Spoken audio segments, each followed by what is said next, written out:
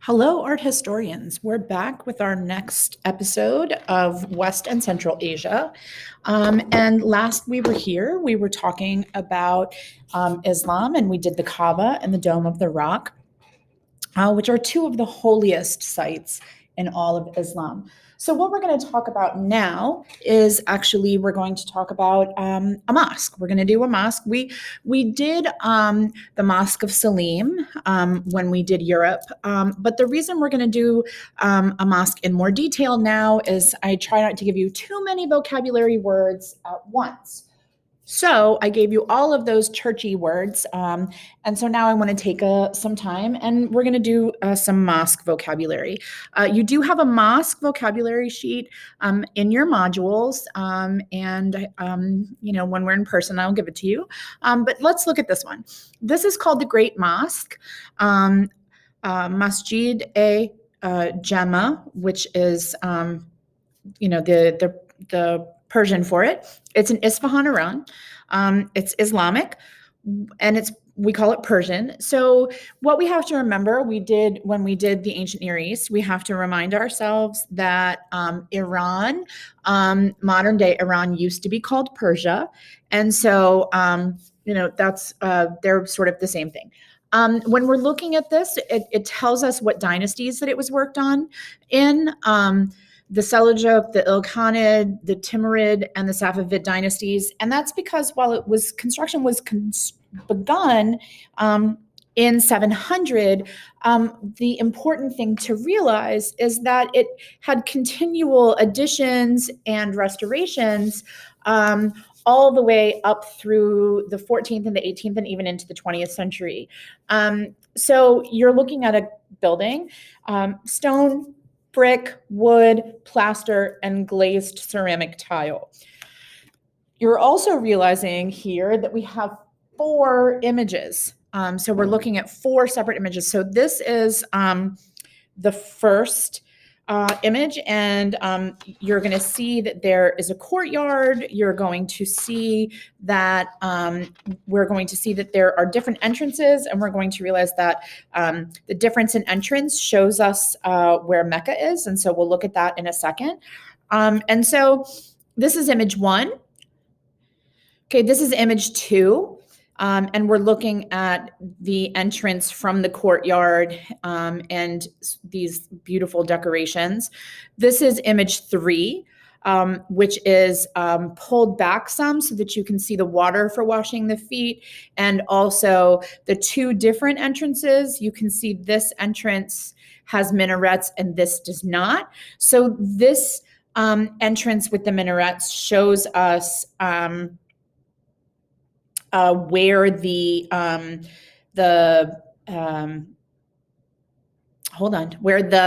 Qibla is. And I'm going to talk about vocabulary in a minute. I just realized that I hadn't given you that word yet. So we're going to come back and talk about the difference here in our vocabulary.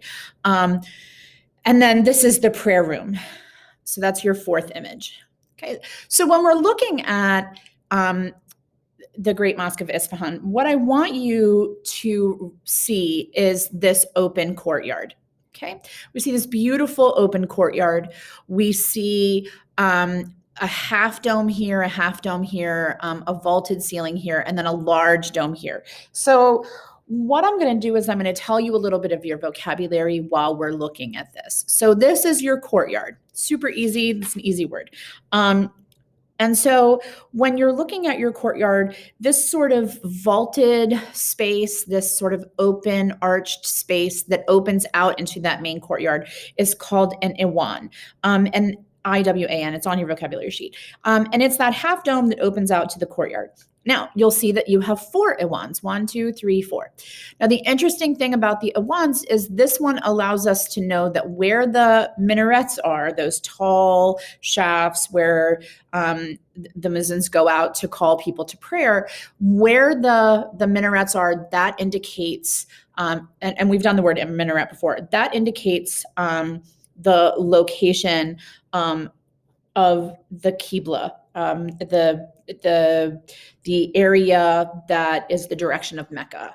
And so that's a really important construction And it's really important for construction to give the Muslims a place to go up and call the people to prayer. But also it's really decorative to let Muslims know, even when they are not in the mosque, which direction Mecca is. So I used that word before, Muezzin, Muezzin. That's the person who calls to prayer. Qibla, that's the direction of Mecca, Qiblah.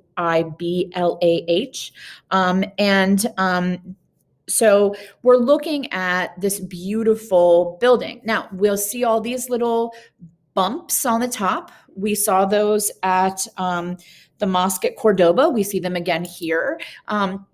And that shows us where those inner domes are. You can see dome, dome, dome. And then, excuse me. And then clearly the much larger dome on the wall where the Qibla is. So we're going to go to the next screen and we're going to look at some of these. So here's your vocabulary, the Iwan, that vaulted space that's open to the courtyard.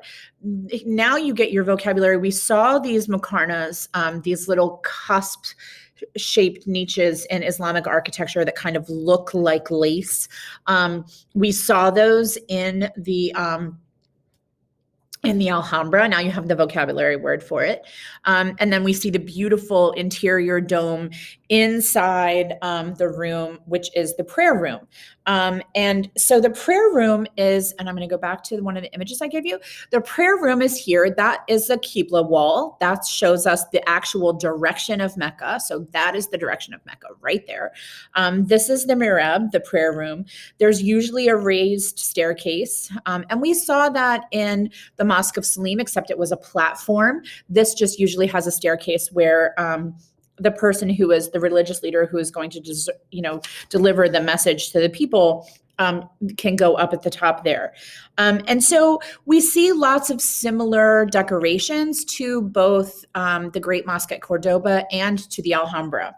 When we're looking at it, we're able to pay attention to the idea that this concept of, I'm going to go back here to the Iwan, the half dome there, the idea for the Iwan being there and having it centrally placed to face the courtyard, and for the courtyard to be in the center like that is unusual. When we think about the other mosques we've seen, usually the courtyard is at one end. They believe this may have been the first mosque to have a centrally located courtyard, which is really cool. So the one Iwan that is usually the most decorated, is usually the largest, is usually the one where the Sultan would be able to enter, and shows the direction of Mecca. As I said before, the fountain is there to be able to wash your feet before you enter. And, we're looking at a beautiful complex of architecture. We see those beautiful arabesques, those beautiful floral patterns. Here we see a little bit of tessellation, the geometric patterns. It was expanded over 1,000 years. And when we really look at it, we really need to think about the idea that it is, I have your theme there, a house of worship, but I think another one of your themes could be urban integration. Look at the idea, and this would also apply to the Great Mosque at Jenne. Look at how the mosque is here and it is, that becomes part of the larger society. The city grows up around it. And it becomes part of a much larger complex. When you look at it from above, you can see that this is the mosque here. You can see definitely that much larger dome. And then there's this beautiful grass area and the bazaar. And it's a beautiful, beautiful way of being able to integrate a large gathering area and park into the city as a whole. So when we're looking, when we're looking at it, we have to remember that water plays a very important role in Islam. On Friday, the holy day, Muslims have to wash their hands and feet before they're allowed to enter the mosque. And then this one, water is also indicative of an oasis, because oasis areas in the Middle East allowed for places where there were water. That's what an oasis is, a place where there was water, allowed for the spread of Islam. So courtyards are both practical. It allows for the washing of hands and feet, but also symbolic. I just said feet, the washing of hands and feet. But they're also, they're practical and symbolic. They stand for sort of that idea that, areas of water in the middle of the desert allowed there to be Islamic communities that sprung up around those areas. We also want to think about, we're looking at, I love this shot of the mihrab. I think that the shot that the College Board gives you is terrible. This is a much better image. And you really get the idea of these beautiful arched ways and the beautiful stonework. And you really can see the detailing on the stairs, which I think is lost in the other image. So when you're looking at this mihrab, you must remember, like we talked about, actually we haven't talked about yet. When we talked about Muslims circumambulating at the Kaaba and then kneeling to pray, I know that I talked to you about the prayers 5 times a day. One of the things that I neglected to talk about, and we're going to talk about that in a little bit, is that Muslims are required to pray kneeling on a carpet. And so we're going to look at some carpets in a little bit that are going to show us some of the details that we will see of what the carpets can look like and have looked like in the past. So I'm just trying to find, give me 1 second. I'm looking for, actually, I'll come back to it. So we're looking at here, the mihrab is usually covered with carpet, but also Muslims bring often carpets with them. They're very small and they're beautifully designed, but always designed with those words that I used before, arabesques, which are those curving lines. We talked about those when we did the Taj Mahal. We haven't done the Taj Mahal yet, have we? So we talked about arabesques when we did the Dome of the Rock. We did arabesques, which are those swirling, beautiful lines. We did tessellations, which are those more mathematical lines. And the carpets then would, you would know that they were a prayer carpet if they didn't have any human or animal images. You would be able to predict that would be a prayer carpet. All right, so moving forward, we're going to look at this. This is a folio or a page from a Quran. It's beautifully decorated. And what we're looking at is it's part of a 2-page spread. So when we're thinking about the Quran, I'm going to give you some notes about it that are present later on this slide, so that if you, the slideshow, so if you want to go back and look at it. But one of the things you need to think about when you think about the Quran is that Qurans were sort of, again, this concept that language that was given to Muhammad by Allah. And then the Quran is written. The highest calling in all of Islam, in the art of Islam, is calligraphy. That is the highest and most important calling for an Islamic artist, is to do the calligraphy of the Quran, because it is difficult and it is beautiful. So this is one of the earliest remaining Qurans. It's from like the 8th century. So, I mean, Islam was very, very young at the time that this was created. And then what you see down at the bottom, MSM 712 Foles 19V 20R, that is the actual page number to identify it. in a library or something like that. Remember that this is written in Arabic, so it is read from right to left. So you would start here and read, and then read, and then read, and then this is the end of that sentence. And this beautiful piece here, its job is to separate the verses from each other. So that's what you're looking at there. So the Quran is not in chronological order. They're actually is a typically a more Christian word, a verse. It is actually called a surah, S-U-R-A, in Arabic, and those are like the little paragraphs, right? Like little chapters. There are 114 of them in the Quran, and they are organized actually by decreasing length. So, Surah number 2 is the longest one, and Surah number 114 is the shortest one. And why did I say Surah number 2 is the longest one? Because 115 and 40 are like outside of the normal like length organization.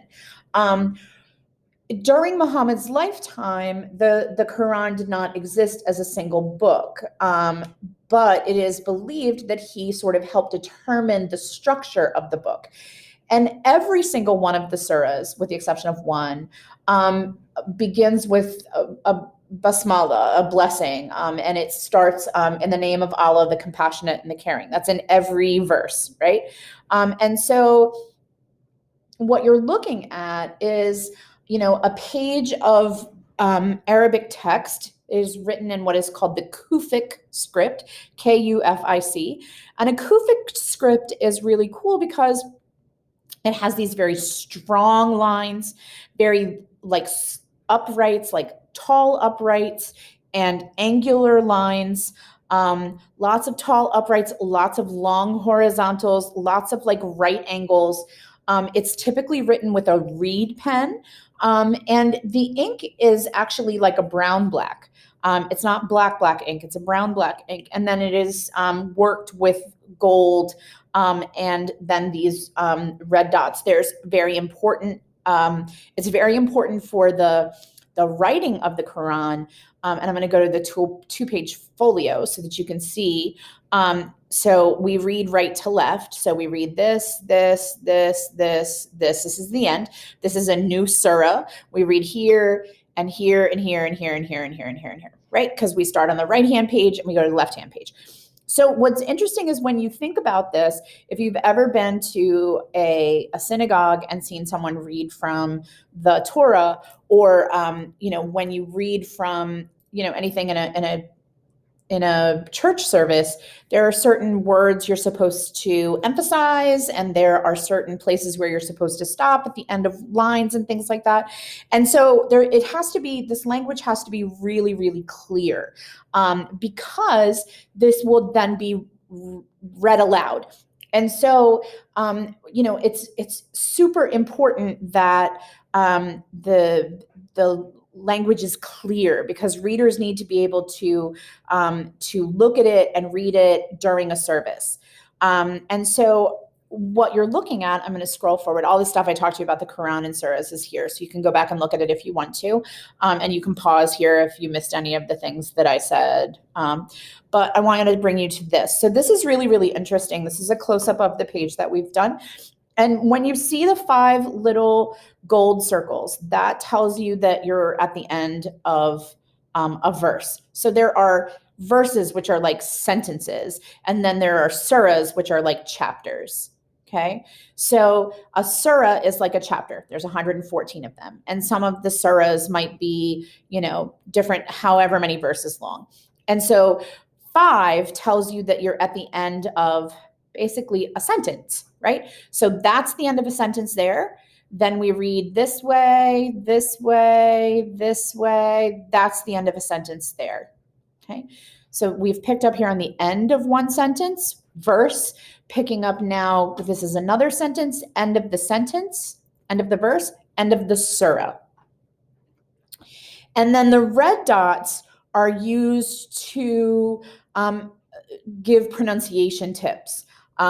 So the red dots and the 1 red and 2 reds and 3 reds help the reader to make sure that they're pausing at the right time. And what that is called, that's called Musaf, Mushaf. That's the way that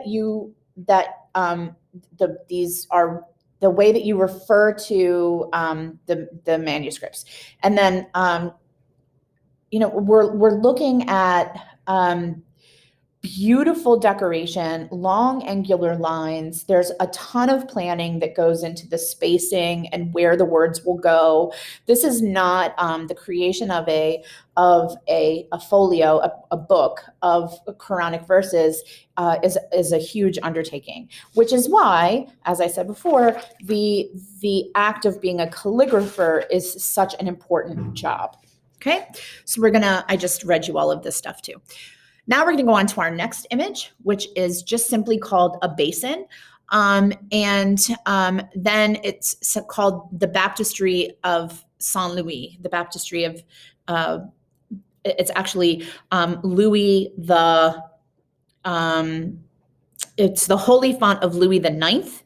And all French royalty was baptized starting with, it actually started with Louis VIII, and then all monarchs up until like 1856 were baptized using this basin. And the first thing that you have to understand when you look at this basin is, I'm going to ask you a question. I want you to think about it for a second. I'm getting my bottle of water, which is a couple of steps away from me. Was this basin designed for religious use? Think.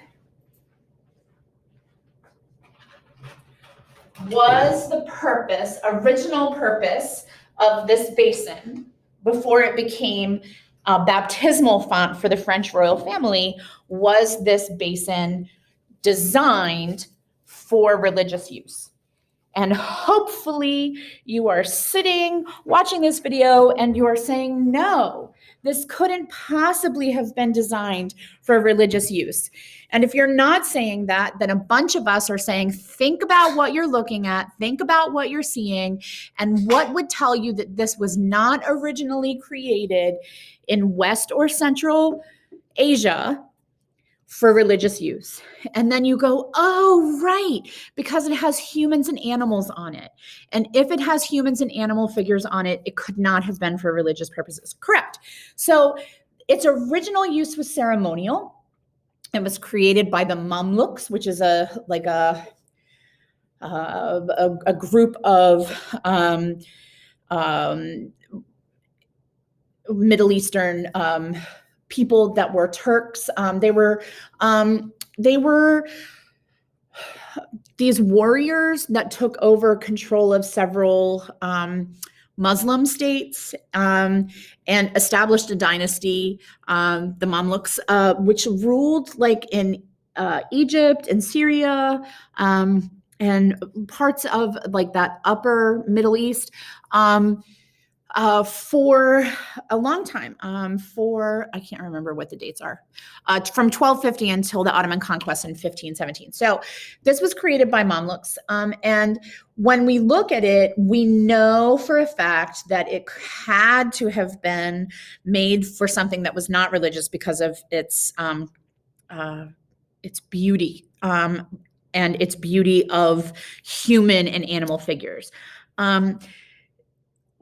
At the time that this was created, 1320 to 1340, a lot of people talk about Europe being in the Dark Ages. And what people have to remember is that while Europe was in, and I hate that term, the Dark Ages, it's the medieval period.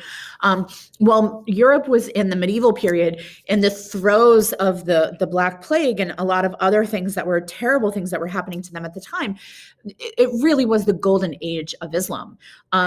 They were skilled metal workers. When you think about that image that I showed you of the Silk Road and the trade, you'll remember that you're really looking at beautiful, skilled metal work that would have been part of that concept of trade. It would have been traded back and forth. And this metalwork would have gone from the Middle East over to China because, the Muslim world was amazing at this metalwork. It really was the 1300s was the high point of metalwork in Syria. We have the artist's name, Muhammad ibn al-Zayn, and we know that he was the artist. We don't know who the patron was. We don't know who hired him to create this, but we do know that it eventually falls through wars in the Holy Land. It eventually falls into the hands of the French royalty and is used as, like I said, the baptismal font for the French nobility up until like 1856. So what we're looking at are, we see hunting scenes and we see battle scenes. The idea of these, dogs and animals and fish and unicorns and humans shows us that it cannot be religious. We see the signature of the artist here. And I'm going to scroll and show you some of the beautiful imagery that is on this basin. So you see a monkey, you see like a cheetah, you see a warrior on a horse, there's a camel. So I'm going to scroll a little more and you're going to see, look at that beautiful decoration there of the warrior killing an animal down here. This is the signature of the artist. But then you'll notice that when we see like this panel, it looks a lot like a medieval manuscript, because look at the bird up here and the bird up there. It should remind you, here we go, our similarities, should remind you of the Lindisfarne Gospel, the cross carpet pages, where it's just full of these beautiful decorations, these beautiful scrolling decorations. The bottom is all fish, because remember, this would have been used to hold water. And so the whole bottom is decorated with fish. And we see all of these beautiful, this is a hunting scene, so we have bow and arrow. We have these beautiful, look at all of these beautiful scroll work here. We're looking at a change of use over time. We've seen lots of things that have changed use. The Hagia Sophia has changed use. The Great Mosque of Cordoba has changed use. This piece has changed use. We're looking at things that have changed their purpose. Look at this beautiful hammering, and you see the fish. And then this is that, I showed you the fish before, I'm going to pull back. This is the close-up of the bottom that's all covered with fish and all these beautiful animals. And look at the unicorn. I just love it. So then what we have is this, there's a whole description of what each of the panels are. And what you're looking at are, these are called medallions. And then these are called, image panels. So medallion 1, 2, 3, and 4, medallion A, B, C, and D. So we have the medallions that are on the lip here. Do I have an aerial, good aerial flow? So we have the medallion 1, 2, 3, 4 medallions on the lip, and then we have the medallions on the outside. And there is, on your modules, there's an entire depiction of what all of these are. You do not need to know all of them, but if you're super curious about what you're looking at, there is a much more detailed description, a whole article on your modules. Okay. I think I am going to stop there and do one more video. So this is where we're going to end today. I'm going to hit escape and end with this video here. And I'll see you with one more West and Central video soon.